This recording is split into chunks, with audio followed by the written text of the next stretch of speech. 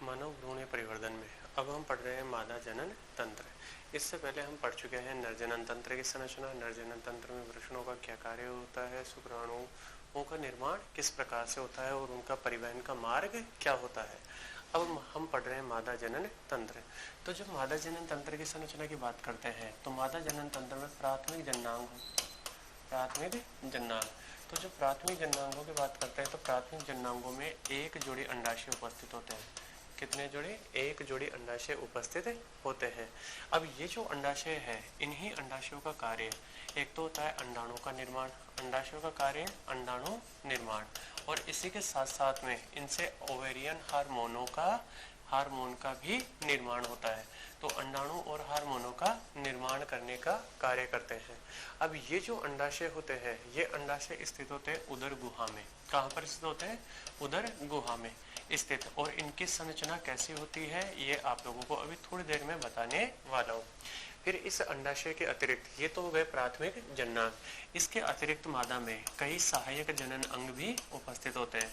तो मादा के जो सहायक जननांग है, उन सहायक जननांगों में या द्वितीयक जननांगों की जब हम बात करते हैं तो इन द्वितीयक जननांगों में उपस्थित होती है अंडवाहिनियां। ठीक है। अब ये जो अंडवाहिनियां है, इन्हीं अंडवाहिनियों की संख्या होती है 2। अंडवाहिनियों के अतिरिक्त एक पाया जाता है गर्भाशय। ठीक है, गर्भाशय एक, और गर्भाशय के अतिरिक्त गर्भाशय मुख।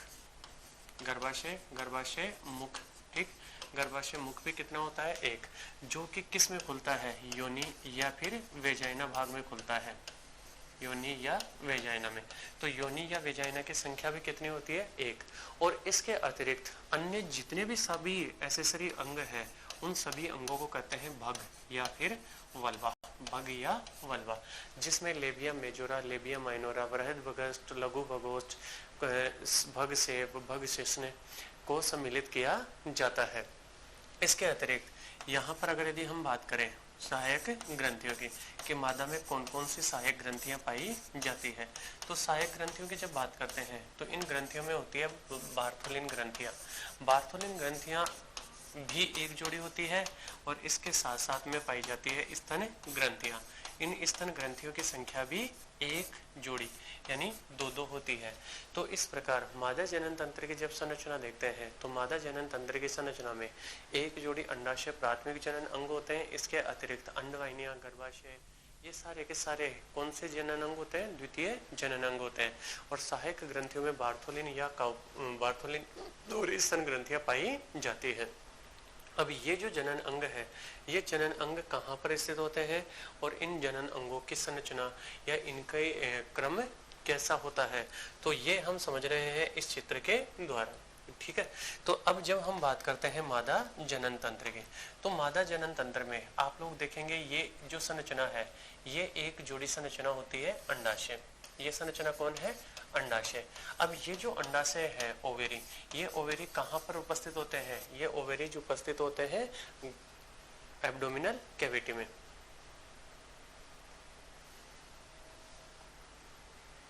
अंडाशय कहाँ पर स्थित होते हैं? उदर गुहा में स्थित। अब उदर गुहा में स्थित तो होते हैं, लेकिन इन अंडाशयों को जोड़े रखने के लिए, उस उदर गुहा से जोड़े रखने के लिए कोई न कोई संरचना पाई जाएगी। तो इसलिए आप देख रहे होंगे कि ये जो अंडाशय है, इन अंडाशयों को जोड़ने के लिए इस प्रकार से एक तंतु जैसी संरचना है। ये जो तंतु जैसी संरचना है, यही तंतु जैसी संरचना कहलाती है मीजोवेरियम। और इसी मीजोवेरियम स्नायु के द्वारा अंडाशय उदर गुहा से जुड़े होते हैं। अब जब ये जो अंडाशय है, इस अंडाशय की जब संरचना देखते हैं तो ये अंडाशय 2 भागों में बटा हुआ रहता है। कितने भागों में बटा होता है? 2 भागों में। लेकिन इसका अंदर का जो पूरा भाग है, ये पूरा का पूरा भाग कहलाता है ओवेरियन स्ट्रोमा। क्या कहलाता है? Ovarian stroma. और इस ओवेरियन स्ट्रोमा के 2 भाग होते हैं। एक तो बाहर वाला जो भाग होता है, ये तो कहलाता है कोर्टेक्स, और ये जो कोर्टेक्स भाग होता है, इसी कोर्टेक्स भाग से अंडाणु का निर्माण होता है। अंडाणु निर्माण, तो आप लोग देखेंगे अंडाशय के कौन से भाग से अंडाणुओं का निर्माण होता है? कोर्टेक्स भाग से। और दूसरा इसके अंदर वाला भाग होता है, ये अंदर वाला भाग कहलाता है मेडुला। इस मेडुला से अंडाणु का निर्माण नहीं होता। और इस मेडुला भाग में पेशियां, चिकनी पेशियां, पेशियों के अलावा ब्लड वेसल यानी रक्तवाहिनियां और तंत्रिकाएं पाई जाती है। तो ये जो दोनों के दोनों भाग है, यही दोनों भाग मिलकर कहलाते हैं अंडाशय स्ट्रोमा। क्या कहलाते हैं? अंडाशय, स्टोमा। तो अंडाशय के अंदर का भाग तो क्या कहलाएगा? स्टोमा। स्टोमा में कितने भाग होते हैं? 2 भाग। बाहर वाला भाग तो कहलाता है कोर्टेक्स और अंदर वाला भाग क्या कहलाता है? मेडुला। कोर्टेक्स वाले भाग से अंडाणुओं का निर्माण होता है, जबकि मेडुला भाग से अंडाणुओं का निर्माण नहीं होता। और यहाँ से ये जो जुड़ी हुई तंतु समान संरचना है, यही तंतु समान संरचना क्या कहलाती है? मीजोवेरियम। ये जो मीजोवेरियम है, ये मीजोवेरियम के माध्यम से ही, इसी मीजोवेरियम के माध्यम से रक्तवाहिनियों के साथ साथ में तंत्रिका और पेशियां जो भी है, रक्तवाहिनियां, तंत्रिका, ये सारी की सारी संरचनाएं इस अंडाशय में प्रवेश करते हैं। तो मीजोवेरियम के माध्यम से ही रक्तवाहिनियां, तंत्रिकाएं अंडाशय में प्रवेश करते हैं। अब ये जो अंडाशय है, इन अंडाशयों के कोर्टेक्स भाग में अंडाणुओं का निर्माण होता है। अब इन अंडाणुओं का परिवहन करने के लिए कौन सी संरचनाएं पाई जाती है? तो इन अंडाणुओं का परिवहन करने के लिए जो संरचनाएं पाई जाती है, उन संरचनाओं को कहते हैं अंडवाहिनियां। क्या कहते हैं? अंडवाहिनी। अब ये जो अंडवाहिनी है, इसी अंडवाहिनी को अंग्रेजी में कहते हैं ओविडक्ट। क्या कहते हैं? ओविडक्ट। और इसी अंडवाहिनी के कई नाम प्रचलित हैं। इनमें से एक है फैलोपियन ट्यूब। फैलोपियन ट्यूब, ठीक है। फैलोपियन ट्यूब के अतिरिक्त इसी का नाम है यूटेराइन डक्ट। तो ये सारे के सारे किसके नाम है? अंडवाहिनी के ही नाम है, यूटेराइन डक्ट, ठीक है। याद रह जाएगी इतनी सी बात। अंडवाहिनी के कितने नाम हो गए? यूटेराइन डक्ट भी कहते हैं, अंडवाहिनी भी कहते हैं, ओविडक्ट भी कहते हैं और फैलोपियन ट्यूब भी कहते हैं। और इस अंडवाहिनी का कार्य क्या है? इसका कार्य है अंडाणु का या फिर युग्मनज का परिवहन, अंडाणु युग्मनज का परिवहन, युग्मनज का परिवहन। और इनका परिवहन करने के लिए इसकी जो आंतरिक उपकला होती है वो कैसी होती है? पक्षमावी उपकला पाई जाती है। जब इस अंडवाहिनी की संरचना आप लोग देख रहे हो, तो इसका ये जो पीछे वाला भाग है, ये पीछे वाला भाग तो कैसा होता है? नलिकाकार। और आगे वाला जो भाग होता है, ये आगे वाला भाग होता है कीप के समान। तो जब हम अंडवाहिनी की संरचना देखते हैं, तो अंडवाहिनी की संरचना में 3 भाग होते हैं, ठीक है। और इसका जो पहला भाग है, ये पहला भाग कैसा होता है? कीप के समान। और ये जो कीप के समान भाग है, इसी कीप समान भाग को कहते हैं कीपक। क्या कहते हैं? कीपक। और इसी कीपक को अंग्रेजी में कहते हैं इनफंडीबुलम। कीपक या इनफंडीबुलम। अब इस इनफंडीबुलम की जब हम संरचना देखते हैं, तो यहाँ पर इसकी संरचना हम बनाएं तो ये तो हो गया कीप की तरह का भाग। और इस कीप की तरह के भाग के चारों तरफ का ये हो गया कॉर्नर। और इस कॉर्नर पर कोशिकाओं का इस प्रकार से एक झालर सी पाई जाती है। तो यहाँ पर कोशिकाओं की कौन होती है? झालर। अब इस कोशिका की झालर का कार्य क्या होगा? ये जो कोशिकाओं की झालर है, ये झालर, यहाँ झालर होने से इसका सतही क्षेत्रफल बढ़ जाएगा और क्षेत्रफल बढ़ने से ये आसानी से अंडाणुओं को ग्रहण कर पाएगी। तो यहाँ पर इसका पहला भाग कीप के समान होता है, जिसे कीपक या इनफंडीबुलम कहते हैं। इस कीपक या इनफंडीबुलम के चारों तरफ कोशिकाओं की झालर पाई जाती है। और इसका जो बीच वाला भाग है, इस बीच वाले भाग में एक छिद्र पाया जाता है, उस छिद्र को ओस्टियम कहते हैं। कौन सा छिद्र पाया जाता है? ओस्टियम पाया जाता है। समझ में आ गई वाली बात। अब इसके बाद में ये जो दूसरा भाग होता है, ये तो पहला कीप के समान, दूसरा भाग इसका होता है फूला हुआ भाग। ये जो फूला हुआ भाग होता है, यही इसका फूला हुआ भाग कहलाता है एम्पुला।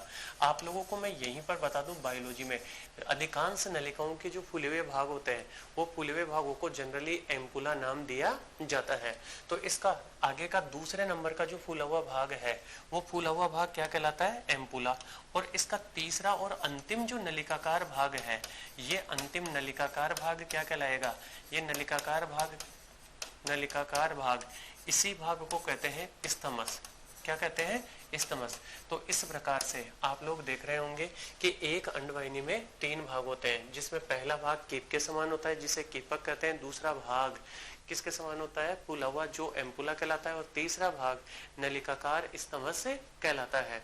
अब यहाँ के बाद में आप लोग देख रहे होंगे कि ये जो दोनों अंडवाहिनियां हैं, ये दोनों अंडवाहिनियां एक संरचना में जाकर खुल रही है।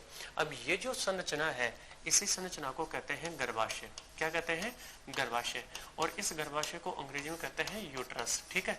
अब ये जो गर्भाशय या यूट्रस है, इस यूट्रस में बच्चे का परिवर्धन होता है। बच्चे का परिवर्धन यानी जो भ्रूण बनता है, बच्चे का परिवर्धन। इसी बच्चे का परिवर्धन होने के कारण इसको बच्चेदानी भी कहते हैं। सामान्य भाषा में क्या कहते हैं? बच्चेदानी। तो भ्रूण का परिवर्धन या बच्चे का परिवर्धन होने के कारण इसको वोम्ब या बच्चेदानी भी कहते हैं।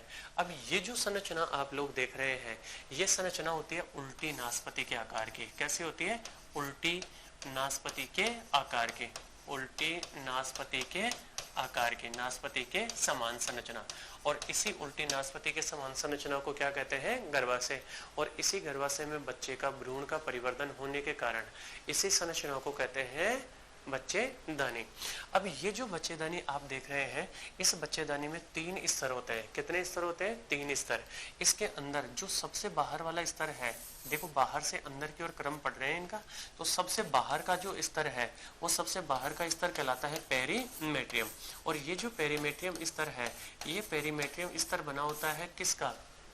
संयोजी ऊतक का।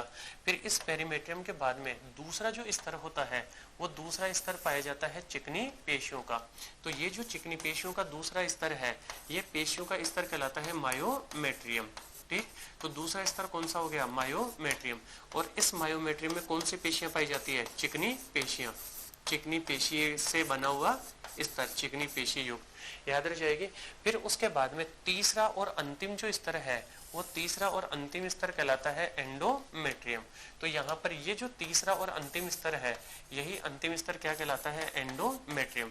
तो इस गर्भाशय की जब दीवार की हम बात करते हैं, तो गर्भाशय की दीवार में कितने स्तर होते हैं? 3 स्तर। पहला पेरीमेट्रियम बाहर वाला, दूसरा बीच वाला मायोमेट्रियम, और तीसरा सबसे अंदर वाला जो स्तर होता है, ये अंदर वाला स्तर क्या कहलाता है? एंडोमेट्रियम। और जब महिलाओं में रजचक्र होता है, तो उस हर एक रजचक्र में इस एंडोमेट्रियम का प्रतिस्थापन होता है, यानी ये तेजी से टूटता भी है, तो इसका वापस से पुनरुद्भवन या पुनः निर्माण भी हो जाता है। अब ये जो गर्भाशय है, ये गर्भाशय की गुहा होती है, गर्भाशय की गुहा। अब यहाँ पर आप लोग देखेंगे कि ये जो गर्भाशय है, ये गर्भाशय यहाँ से इस एक छोटी संरचना में खुल रहा है। अब ये जो छोटी संरचना है, यही संरचना कहलाती है गर्भाशय मुख। ठीक है, क्या कहलाएगी? गर्भाशय मुख। इस गर्भाशय मुख को अंग्रेजी में कहते हैं सर्विक्स। क्या कहेंगे? सर्विक्स। समझ में आ गई वाली बात? अब ये जो सर्विक्स वाला भाग है, इसी सर्विक्स का ये जो ऊपर वाला छिद्र है, ये ऊपर वाला, यानी इस देखो ध्यान से सुनिएगा, इसमें क्या क्या संरचनाएं हैं, इसको यहाँ से हम थोड़ा सा समझने के हिसाब से यहाँ पर इसको बना ही लेते हैं। तो अगर यदि आप लोग उस संरचना को देख रहे हैं, तो वो संरचना कुछ इस प्रकार से है। ठीक है, तो यहाँ पर ऊपर की ओर भी छिद्र है, नीचे की ओर भी छिद्र है, और बीच में से थोड़ा सा फूला हुआ स्थान है। तो अब जब हम इन स्थानों की बात करते हैं, तो ये जो भाग है, ये भाग तो है गर्भाशय सर्वाइकल कैनाल, गर्भाशय मुख नाल। ये भाग है गर्भाशय,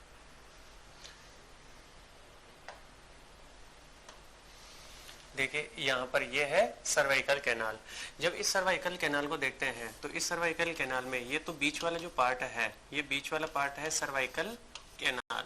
अब ये जो सर्वाइकल कैनाल है, इसके एक तरफ तो यहाँ पर है वेजाइना, और दूसरी साइड में है गर्भाशय। एक साइड में तो है गर्भाशय और एक साइड में कौन है? वेजाइना या योनि वाला भाग है। तो अब इसका यहाँ वाला भाग तो है गर्भाशय और ये वाला भाग है वेजाइना। तो जो गर्भाशय की ओर का जो छिद्र होता है, जहां पर इसकी ओपनिंग होती है, उस भाग को कहते हैं इंटरनल ओस। क्या कहते हैं? इंटरनल ओस। इस भाग को क्या कहेंगे? इंटरनल ओस। और यहाँ पर ये जो नीचे वाला वेजाइना और इस सर्वाइकल कैनाल के बीच का भाग है, ये बीच का भाग कहलाता है एक्सटर्नल ओस। एक्सटर्नल ओस।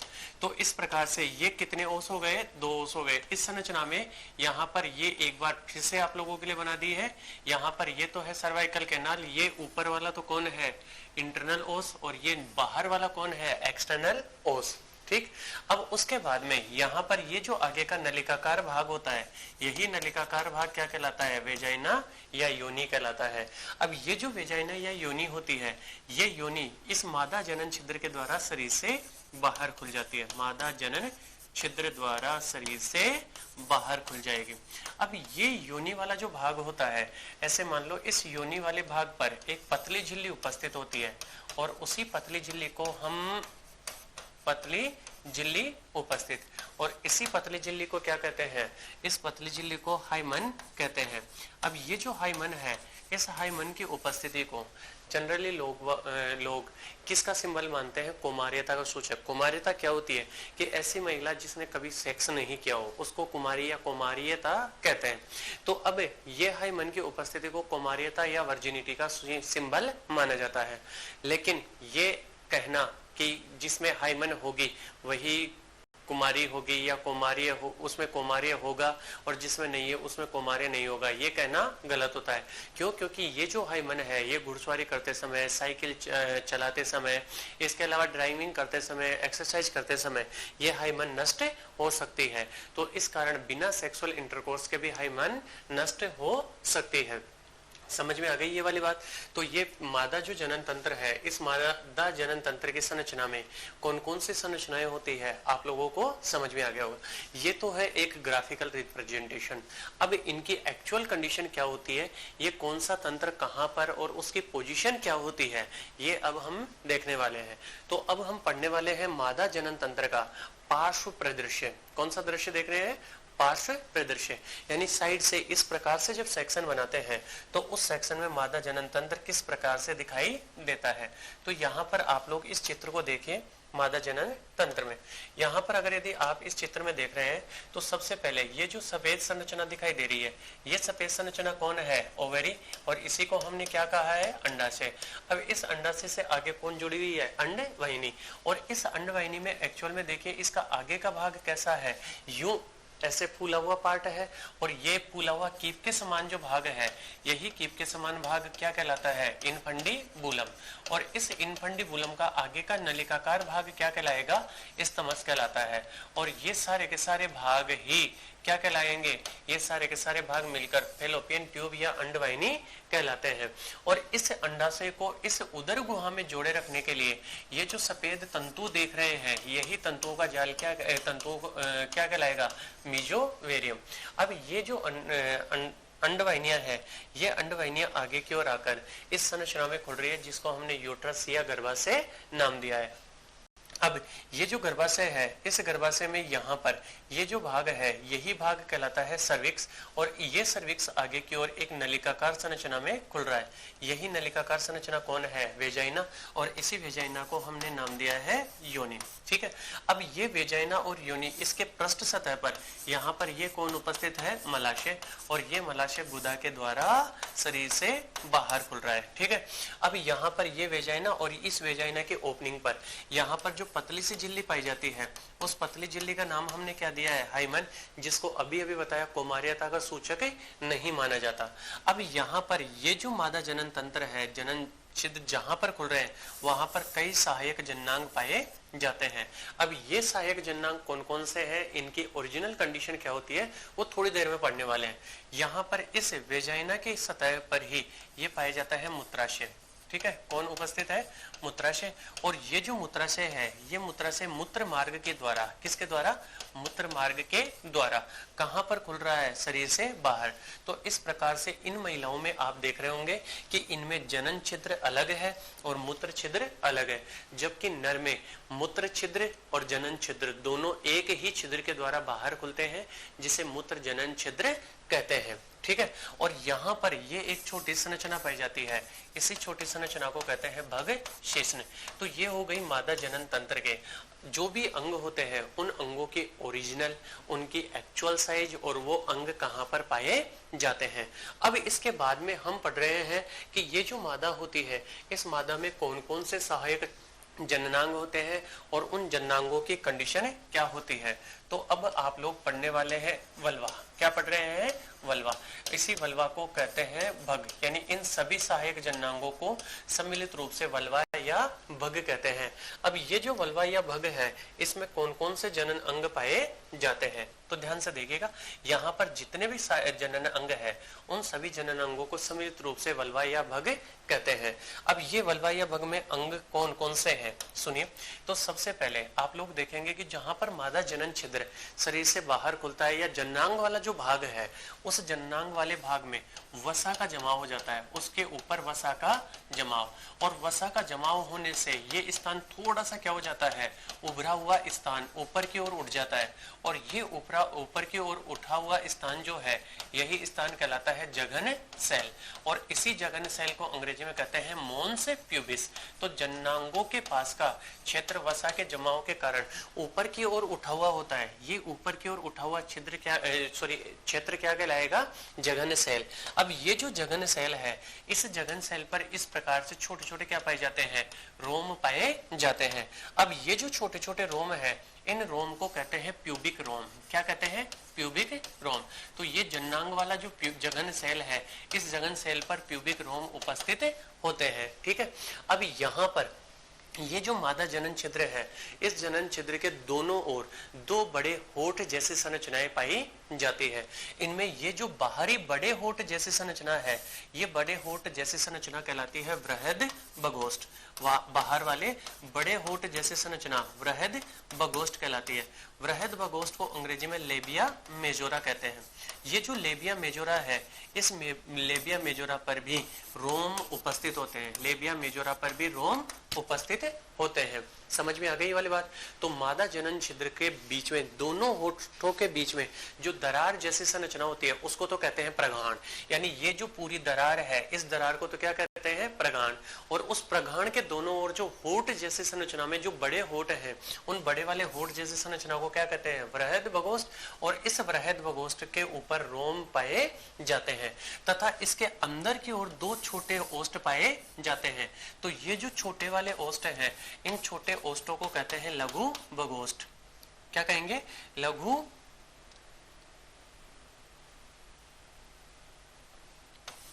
बगोष्ठ। ठीक है, और इन लघु बगोष्ठों को कहते हैं लेबिया माइनोरा, लेबिया माइनोरा। अब ये जो लेबिया माइनोरा और लेबिया मेजोरा, ये दोनों के दोनों आप देख रहे होंगे यहाँ पर आकर जुड़ रहे हैं। तो ये जहां पर जुड़ रहे हैं, वहां पर एक छोटी सी संरचना पाई जाती है, और उसी छोटी सी संरचना को भग शिश्न या क्लाइटोरिस कहते हैं, क्लाइटोरिस। ठीक है, और इसी को कहते हैं भग शिश्न। ये जो भग शिश्न है, ये भग शिश्न नाम से ही पता चल रहा होगा, ये नर के शिश्न के समजात होता है, नर के शिश्न के समजात होता है। और शिश्न के समजात होने के कारण यानी इनकी उत्पत्ति समान होती है। इसमें भी इरेक्टाइल फंक्शन पाया जाता है, इरेक्टाइल फंक्शन। इरेक्टाइल फंक्शन का मतलब होता है मजबूत और कठोर होने का गुण, इरेक्टाइल गुण उपस्थित। ठीक, इरेक्टाइल गुण उपस्थित। और इसी छिद्र के नीचे की ओर, जस्ट थोड़ा सा नीचे की ओर, यहाँ पर ये जो छिद्र है, ये छिद्र है मूत्र छिद्र। कौन सा छिद्र है, मूत्र छिद्र। और इस मूत्र छिद्र के नीचे की ओर ये जो बड़ा छिद्र आप देख रहे हैं, ये बड़ा छिद्र कहलाता है वेजाइना। क्या कहलाता है, वेजाइना। और ये वेजाइना को ही हम हिंदी में कहते हैं योनि। और इसी योनि छिद्र पर पाई जाती है हाइमन।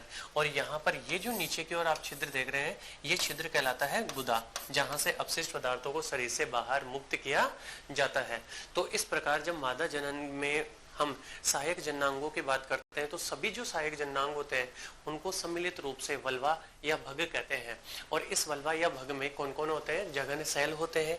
जघन सेल में क्या होगा, जघन सेल ये वसा का जमाव होने से उभरी हुई संरचना जघन सेल, जिस पर प्यूबिक रोम उपस्थित होते हैं। फिर उसके बाद में जो होठ जैसी संरचना है, उसमें बड़े वाले को वृहद बगोष्ठ, जिस पर भी रोम पाए जाते हैं। अंदर वाले छोटे को लघु बगोष्ठ कहते हैं। ठीक है, इन दोनों के जॉइंट पर, संधि स्थल पर एक भग शिश्न या क्लाइटोरिस पाई जाती है, जो कि नर के शिश्न के समजात होती है। और उस क्लाइटोरिस से थोड़ा नीचे की ओर मूत्र छिद्र पाया जाता है, जिससे मूत्र का उत्सर्जन होता है। अब ये जो दोनों वृहद बगोष्ठ हैं, इन्हीं दोनों वृहद बगोष्ठों पर दो ग्रंथियां पाई जाती है, और ये दोनों ग्रंथियां वेजाइनल भाग में खुलती हैं।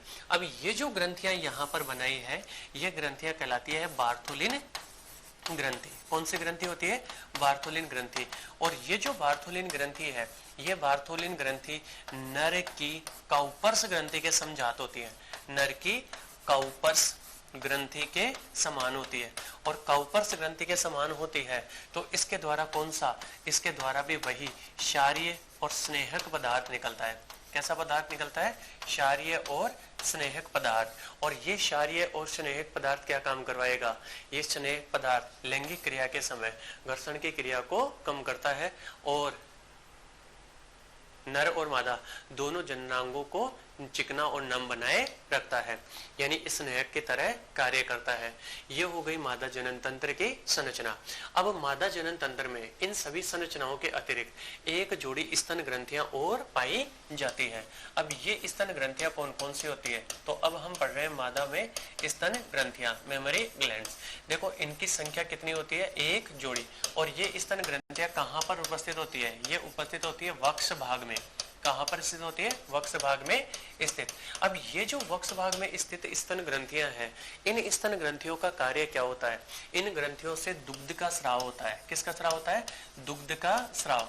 और ये दुग्ध से क्या काम होता है, दुग्ध से जो नवजात, दुग्ध का स्राव जो नवजात को पोषण देता है, नवजात को पोषण प्रदान करता है, नवजात को पोषण प्रदान करता है। समझ में आ गई ये वाली बात। अब ये जो दुग्ध बन रहा है, इस दुग्ध के अंदर कौन कौन होते हैं, इसमें प्रोटीन, कार्बोहाइड्रेट, वसा, विटामिन सब कुछ पाए जाते हैं।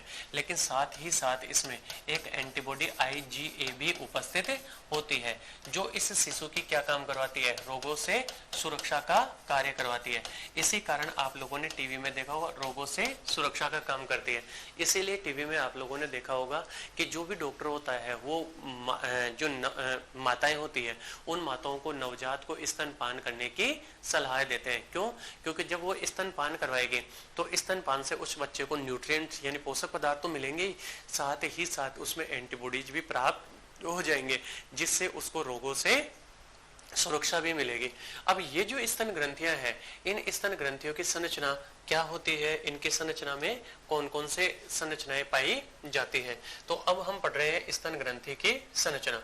देखिए जब हम स्तन ग्रंथि की संरचना देखते हैं तो स्तन ग्रंथियां नर में तो कम विकसित होती है और मादाओं में अधिक विकसित होती है। मानव में नर में कम विकसित और मादाओं में अधिक विकसित होती है। और ये कहां पर पाई जाती है, ये पाई जाती है वक्ष भाग में। और वक्ष भाग में स्थित होने के कारण जब इनके अनुदैर्ध्य अनुप्रस्थ काट लेंगे तो उस अनुप्रस्थ काट में पसलियां भी दिखाई देगी।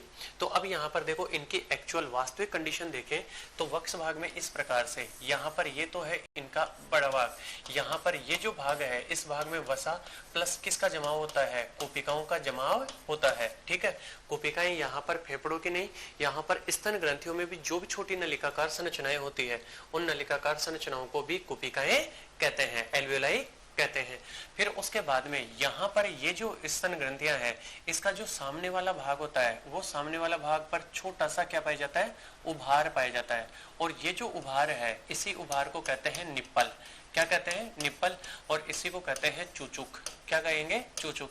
अब ये जो चूचुक या निप्पल है, इसी निप्पल के चारों तरफ यहाँ पर एक गहरे रंग का क्षेत्र पाया जाता है और यही गहरे रंग का क्षेत्र कहलाता है एरियोला। क्या कहलाता है, एरियोला, जो रंग में इस बाकी स्तन की संरचना की तुलना में थोड़ा सा गहरे रंग का होता है। तो आप लोग निप्पल और एरियोला दोनों समझ गए होंगे। अब इसके जब अनुदैर्ध्य काट देखते हैं इस प्रकार से अनुप्रस्थ वर्टिकल जब सेक्शन देखते हैं तो इस सेक्शन में आप लोग देख रहे होंगे यहाँ पर ये जो सफेद संरचनाएं हैं, ये सफेद संरचनाएं एक्चुअल में कौन है, ये सफेद संरचनाएं हैं पसलियां। कौन है, पसलियां। ठीक है, अब ये जो पसलियां हैं आपको श्वसन वाले अध्याय में बताया था कि पसलियों के बीच में दो प्रकार की मांसपेशियां पाई जाती है। तो इनके बीच में जो पेशियां होती है वो पेशियां कहलाती है अंतरापरशुक पेशियां। क्या कहलाती है, अंतरापरशुक पेशियां। और ये जो अंतरापरशुक पेशियां होती है इन्हीं को इंटरकोस्टल मसल्स कहते हैं।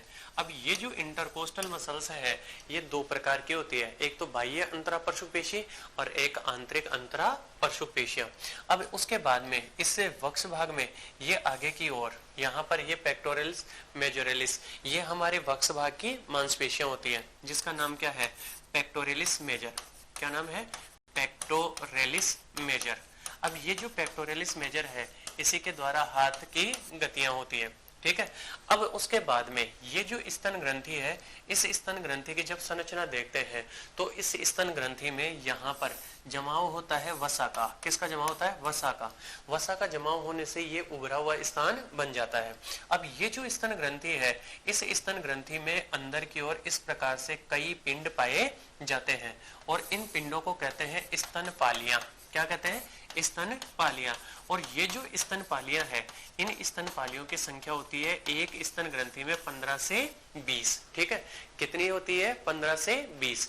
अब ये जो स्तनपाली है, इस स्तनपाली को भी अगर यदि आप लोग गौर से देख रहे हैं तो इसमें भी छोटे छोटे अंगूर के गुच्छे की तरह कोशिकाएं आपको दिखाई दे रही होगी। तो ये जो कोशिकाएं हैं, इन कोशिकाओं की संरचना कैसे होती है वो यहाँ पर बना रहे हैं। तो जब हम इन स्तनपालियों की संरचना देखते हैं तो यहाँ पर ये इसके अंदर खूब सारे इस प्रकार से अंगूर के गुच्छे की तरह आपको संरचनाएं दिखाई दे रही हैं। तो ये जो संरचनाएं हैं, इन्हीं संरचनाओं को हम कहते हैं कूपिका। क्या कहेंगे? कूपिका। और इसी कूपिका को कहते हैं एल्वियोलाई। ठीक है, जो कि इन स्तन ग्रंथियों की संरचनात्मक और क्रियात्मक इकाई भी कह सकते हो। अब ये जो कूपिका है, इस कूपिका की ये जो सतह है, इस सतह पर पाई जाती है इस प्रकार से स्तन ग्रंथियां। यानी कूपिकाओं में कौन उपस्थित है? स्तन ग्रंथि। अब ये जो स्तन ग्रंथि है, ये स्तन ग्रंथि दूध का निर्माण करती है। अच्छा, दूध कब आवश्यकता पड़ती है दूध की? जब बच्चे का जन्म हो जाएगा। तो जैसे ही बच्चे का जन्म होता है तो जन्म होने के बाद में पीयूष ग्रंथि होती है। तो उस पीयूष ग्रंथि का एक भाग बताया था, पीयूष की अग्रपाली। ठीक है, उस अग्रपाली से एक हार्मोन निकलता है जिसका नाम है प्रोलैक्टिन। ये प्रोलैक्टिन आकर किस पर क्रिया करता है? ये क्रिया करता है स्तन ग्रंथि की कूपिका की स्तन ग्रंथि पर। और इस स्तन ग्रंथि से निर्माण करवाता है दुग्ध का निर्माण। किसका निर्माण करवाएगा? दुग्ध का निर्माण। तो अब यहाँ से इस कूपिका की जो स्तन ग्रंथियां हैं, वो स्तन ग्रंथियां लगातार दूध बना बना के किस में डालती जाएगी? इस कूपिका में डालती जाएगी। तो ये कूपिकाओं की जो गुहा है, ये गुहा में कौन भरा रहेगा? दूध भरा हुआ रहेगा। समझ में आ गई वाली बात? अब ये जो कूपिकाएं हैं, इन कूपिकाओं से इस प्रकार से, प्रत्येक कूपिका से इस प्रकार से क्या निकलती है? नलिकाएं निकलती है। ठीक है, अब ये जो कूपिकाओं से निकलने वाली नलिकाएं हैं, ये नलिकाएं आपस में मिलकर इस प्रकार की नलिकाओं को निर्माण करती है। और ये जो नलिकाएं बनी है, इन नलिकाओं को कहते हैं मेमरी ट्यूब्यूल। क्या कहते हैं? Memory tubule. ठीक, अब ये जो मेमरी ट्यूब्यूल्स है, ये मेमरी ट्यूब्यूल्स दो की हो गई, और इसी प्रकार से इसके भी ये कौन आ रही है? Memory tubules. तो ये कौन बन गई? Memory tubules. अब ये मेमरी ट्यूब्यूल्स आगे की ओर आकर मेमरी ट्यूब्यूल्स दो हो गई, एक तो ये और एक ये। अब ये जो मेमरी ट्यूब्यूल्स है, यही मेमरी ट्यूब्यूल्स आगे की ओर आकर क्या हो जाती है? इस प्रकार से जुड़कर एक नलिका का निर्माण करती है। और ये जो एक नलिका बन रही है, इसी नलिका को कहते हैं मेमरी डक्ट। क्या कहेंगे? Mammary duct. अब ये जो मेमरी डक्ट है, ध्यान से सुनिएगा, यानी यहाँ पर ये जो नलिकाएं आप देख रहे हो, ये नलिकाएं क्या कहलाएगी? Memory tubules. और ये मेमरी ट्यूब्यूल्स मिल मिलकर किसका निर्माण करवा रही है? मेमरी डक्ट का। किसका निर्माण करवा रही है? मेमरी डक्ट का। अब ये जो मेमरी डक्ट है, ये एक डक्ट हो गई और उसके बाद में ये दूसरी डक्ट हो गई। तो ये जो कई मेमरी डक्ट है, ये डक्ट आगे की ओर आकर मिलकर इस प्रकार से एक फूले हुए एरिया या फूले हुए क्षेत्र का निर्माण करती है। और यही फूला हुआ क्षेत्र क्या कहलाता है? एम्पुला। क्या कहलाता है? एम्पुला। तो यहाँ पर ये फूले हुए भाग आप देख रहे हैं, ये फूले हुए भाग क्या कहलाते हैं? एम्पुला। और इस एम्पुला भाग से एक नलिका उत्पन्न होती है, और ये नलिका कहलाती है दुग्ध नलिका। क्या कहलाती है? दुग्ध नलिका।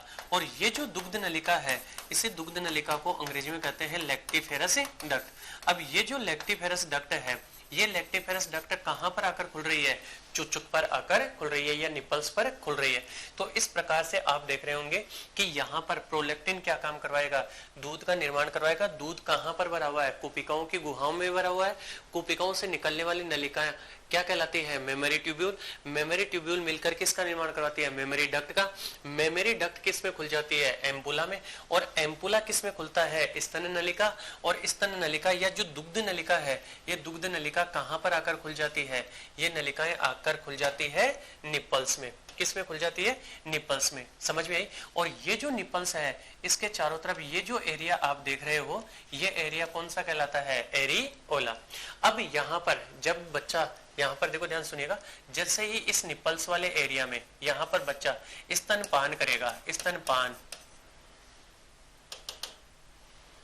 बच्चा स्तनपान, तो स्तनपान करने पर अब जब बच्चा माँ के स्तनों का स्तनपान करेगा तो स्तनपान से उत्पन्न संवेदना होगी, और उसी संवेदना से पीयूष ग्रंथि की पश्चपाली, ध्यान से सुनिएगा, पश्यपाली से कौन सा हार्मोन निकलता है?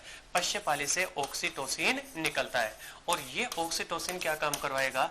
ये ऑक्सीटोसिन का स्राव हुआ, ये ऑक्सीटोसिन यहाँ पर ये जो स्तन ग्रंथि है, इस स्तन ग्रंथि की इन नलिकाओं में संकुचन करवाएगा।